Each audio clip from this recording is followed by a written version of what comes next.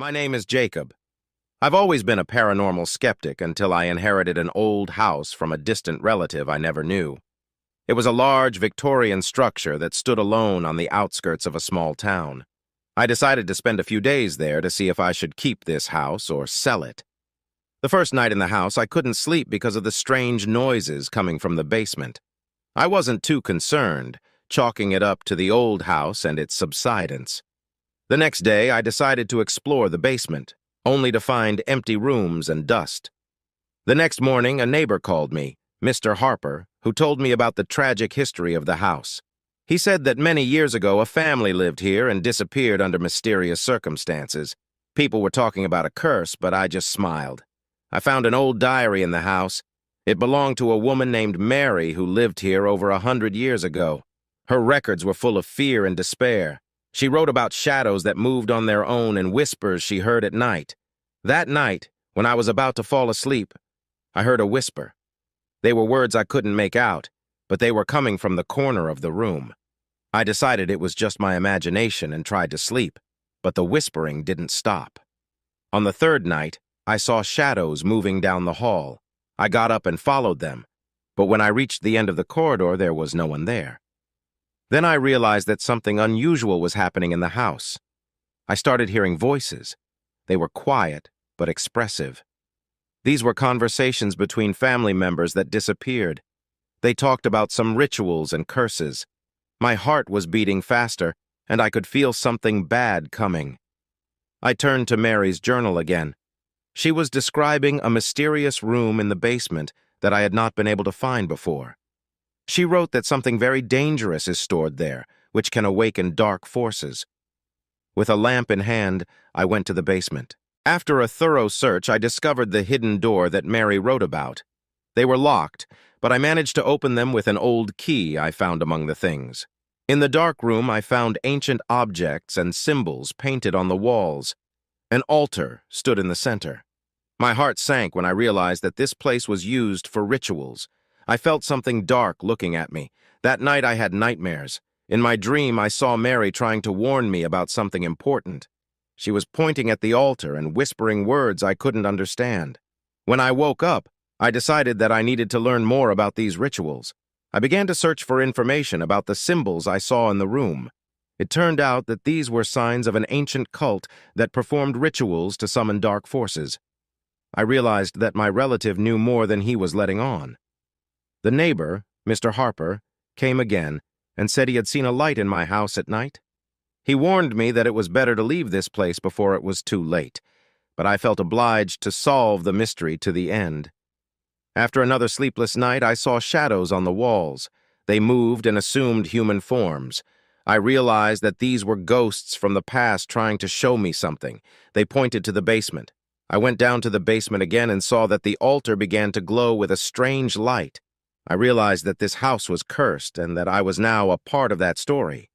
The altar was the key to everything. I knew something had to be done to stop this darkness. I decided to destroy the altar, but I wasn't sure if that would stop the curse. I was short on time, and I could feel the dark forces closing in.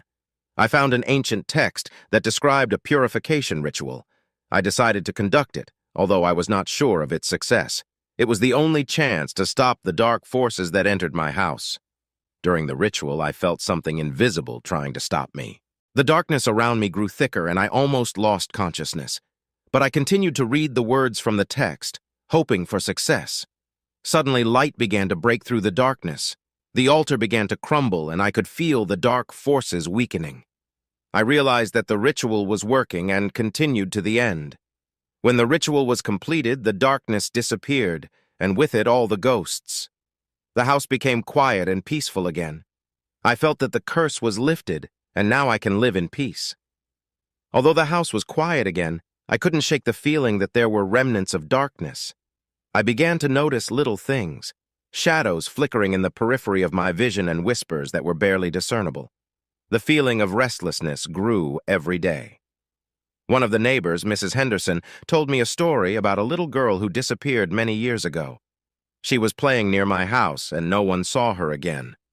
This story reminded me of Mary's notes that mentioned a little girl. I opened Mary's journal again. It contained records about a girl named Emily who had gone missing. Mary suspected that dark forces living in the house were involved in her disappearance. This only confirmed my fears.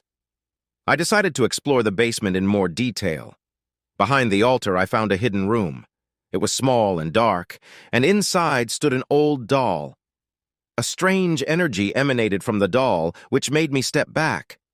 I felt that the doll was the key to everything that happened in this house. I decided to take her with me, but as soon as I touched her, the room was filled with a terrible scream. The doll was cursed. I tried throwing the doll away, but it always came back. Wherever I went, she was there.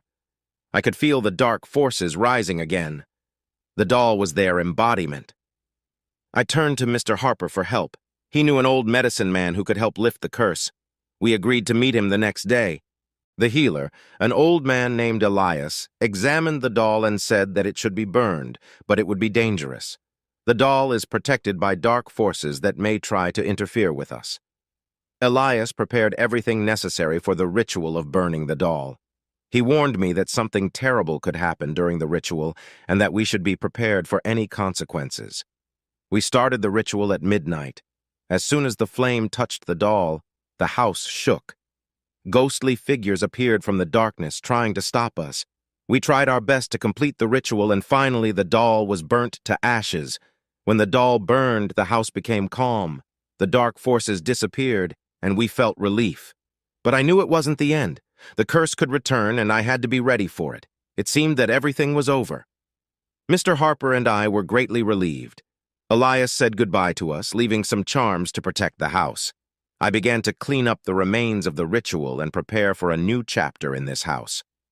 One day, while cleaning the attic, I found an old photo album. It contained photos of the family that used to live in the house. In one of the photos was a girl I recognized as Emily. Her eyes seemed so alive, as if she were looking directly at me. Among the pages of the photo album, I found a letter written in Mary's hand. She wrote about how she felt something strange in the house even before Emily disappeared. She suspected that someone in the family knew more about these events, but remained silent. Even though the doll was destroyed, the nightmares returned.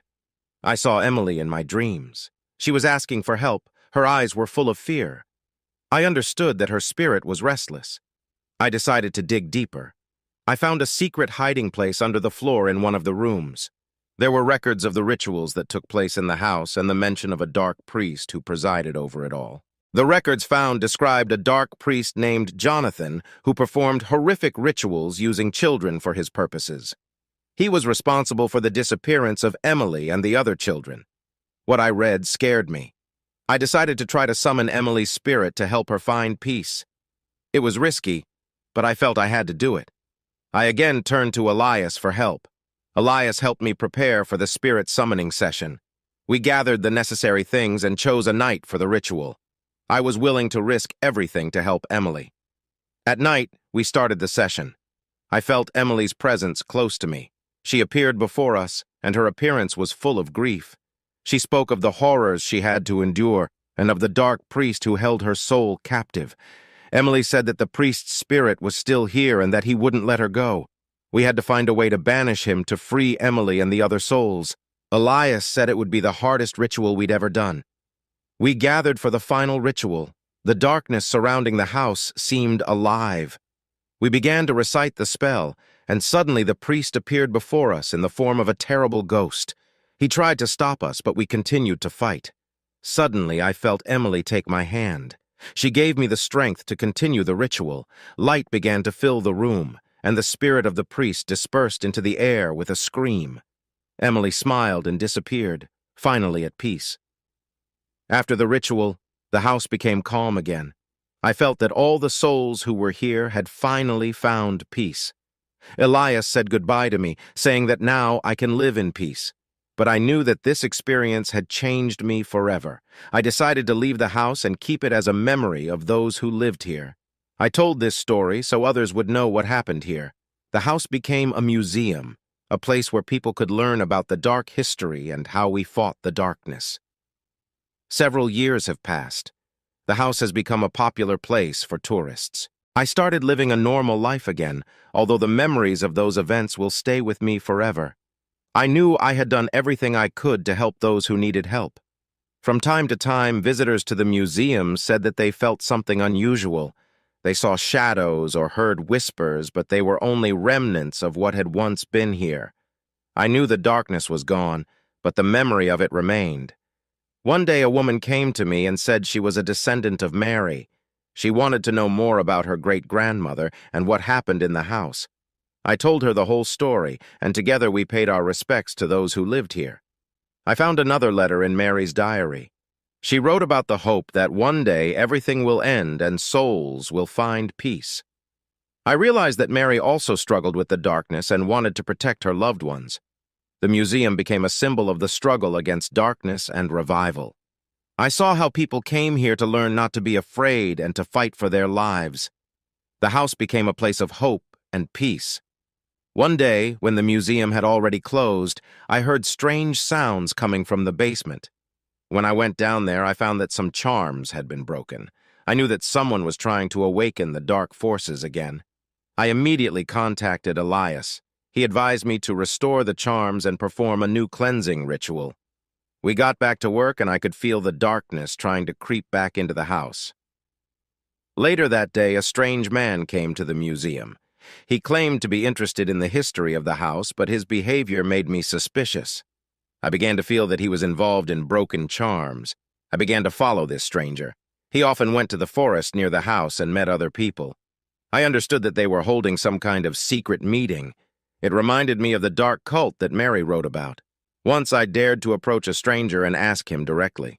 He just smiled and said that the curse never completely went away. His words made me realize that the fight is not over yet. I decided to investigate Mary's family history further. I found old documents that told about her struggle with dark forces and how she tried to protect her family. These documents gave me clues on how to stop the cult once and for all. I again turned to the locals for help. Mr. Harper and several other neighbors volunteered to help me. We decided to deal with the mysterious meeting in the forest together. We went to the forest at night. Approaching the meeting place, we saw a group of people performing a ritual around an old altar. Their voices sounded ominous, and we understood that they were trying to awaken the dark forces again. We decided to interrupt their ritual. It was dangerous, but we couldn't let them finish what they started. We rushed to the altar, and a fierce struggle began. The darkness that appeared around us tried to stop us, but we were determined. Thanks to our determination and Elias's knowledge, we were able to stop the ritual and destroy the altar. The dark forces dissipated, and we felt the curse finally lifted. The stranger and his followers fled, leaving us alone. After this incident, life in the house became calmer. I felt like we had done everything we could to stop the dark forces once and for all. The museum continued to operate, and people came to learn about our history. Once a woman came to the museum and said she was a descendant of one of the cult members. She wanted to know the truth about her ancestor and what happened in this house. I told her the whole story, and she was relieved to know the truth. Over time, I began to feel that the house had finally found peace. I stopped hearing whispers and seeing shadows. All the dark forces that were here have disappeared, and now the house has become a place of peace and reflection. I decided to write a book about all the events that happened. It was a way to preserve the memory of those who lived in this house and our struggle against the darkness. The book became popular, and people from all over the world came to learn about our story. I received invitations to visit other places where similar curses were rumored to exist. People wanted to hear my story and learn how to fight the dark forces. I set out on a journey to help others. During my travels, I faced new challenges. Each place had its own unique history and dark forces. I used my knowledge and experience to help people stop the curse and find peace. After long travels, I returned home. The house became even more dear to me, and I felt that now it really belonged to me. I knew we had done everything we could to stop the darkness, and now we could live in peace. Life became calmer. I continued to work at the museum and tell people our story. Mr. Harper and the other neighbors have become like family to me. We remembered the past together and rejoiced in a peaceful life. I decided to leave the museum as a legacy to the local community. They continued to tell our story and keep the memory of those who fought the darkness. I knew I had done everything I could to protect this house and its inhabitants. I spent my last days in the house that became my home. I felt peace and calm knowing that I had done everything I could to protect him. My story became part of his story, and I was grateful for everything that happened. Life at the museum seemed peaceful, but one day a woman came to me to say that her child had started seeing ghosts after visiting the museum. I felt that the darkness might be trying to come back again. I decided to investigate this case.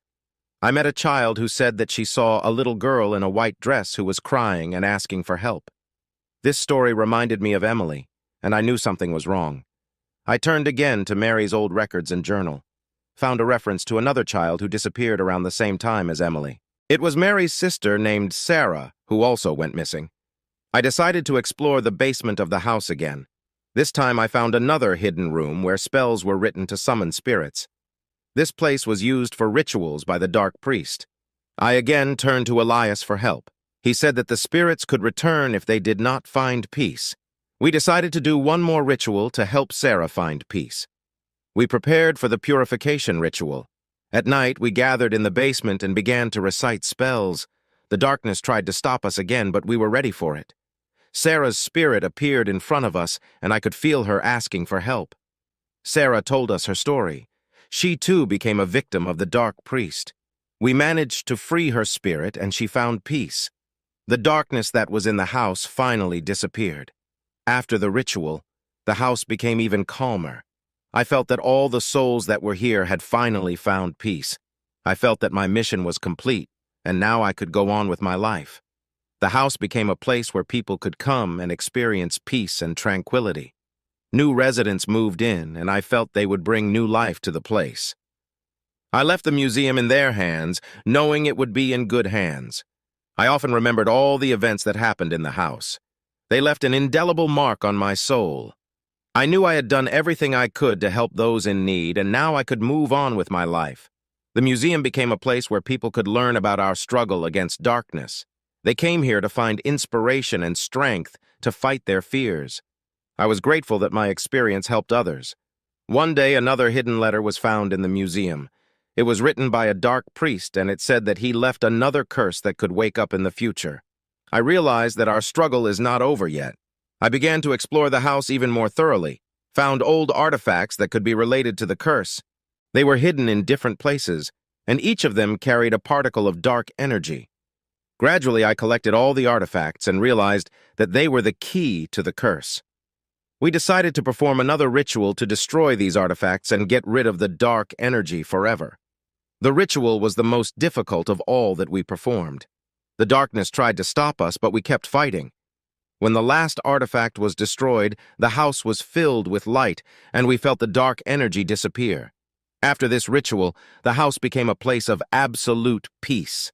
I knew that all the dark forces that were here were gone forever. We defeated the darkness, and now we could live in peace.